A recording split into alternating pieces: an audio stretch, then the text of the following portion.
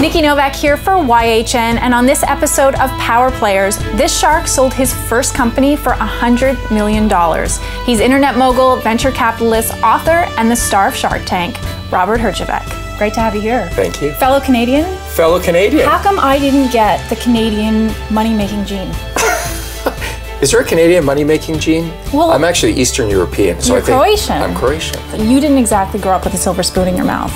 You grew up... It's a very melodramatic story. I came to Canada when I was 8 years old, literally on a boat. My grandmother raised me on a farm where we had dirt floors and horses and everything, and I didn't realize I was poor. And then when we landed in Canada, I got off the boat and I said, wow, we're really poor. So when you started out, what was the first deal you ever made? How old were you? Were you like, did you have a lemonade stand when you were 12? What was the first move? I delivered newspapers when I was 12 years old. But it's funny, my first business that I got a job in, I convinced the guy to hire me, even though I had no sales experience and no technology experience. I worked for free. So I got the job, I left, and I realized, how am I going to pay my rent? So I got a job waitering. So for you, hard work? Commitment, absolute commitment. I would do anything to succeed, as long as it was legal. So Shark Tank. I love the idea, but I hate to admit it, but I'm a pretty old, boring guy. I don't really hang out at nightclubs. I'd love to be in on this if you can get Damon involved. What's the worst idea you ever saw on the show that succeeded? Was there ever one that you just said, no way, and then it just took off? These kids came out and they made a, you know, like a university shirt that says Penn State on it, but it goes all the way down to your ankles. So I sent one to my son who's at college. And he loved it. He calls me back a week later and he says, Dad, can you send me a few more? I go, how many? He goes, 200. Students wake up in the morning, they look like hell, they've been drinking beer all night. They throw this thing on and they go to class. These guys are on fire. They're making a ton of money. I know you sold your first company for $100 million.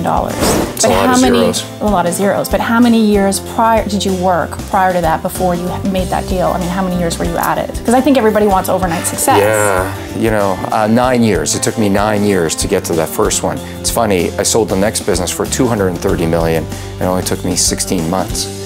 So I made more money in the next 16 months than I did in the 10 years before. I think everybody wants to make more money. Do you think it's something that you're born with, that ability, or do you think it's something that you can learn? I think everybody wants to take care of the ones they love. I think everybody wants to make more money. Everybody wants to take care of their family. I think people are afraid. I think fear holds people back. I meet a lot of people that say, oh, money's not important to me. And I say, that is absolute crap. I remember when my mom and dad didn't have enough money to put food on the table. Today, we fly around a private jet. My kids will never be hungry. How is that not better? I feel blessed to be alive. I love it. I have a great life. I mean, I have absolutely nothing to complain about. Well, I heard something interesting you said, and this leads me into what I call Robertisms. I'm as happy now as when I had nothing. It's true. How so? I'm the same passionate, fun-loving, motivated guy as before. It was never about the money for me. It was always about being successful. I think as an immigrant, you always have a chip on your shoulder. You always want to prove yourself.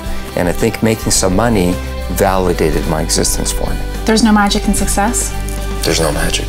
Hard work? Hard work. Is that the through line? Because there's so many people achieve success in so many different ways. And well, I think it's hard work and working smart. I mean, I know a lot of people that work hard and never made any money. My dad was a blue-collar factory guy, worked his butt off and never made any money. So I think you got to work hard. But work smart. But you have to work smart. Right. And it's not about connections or who you know.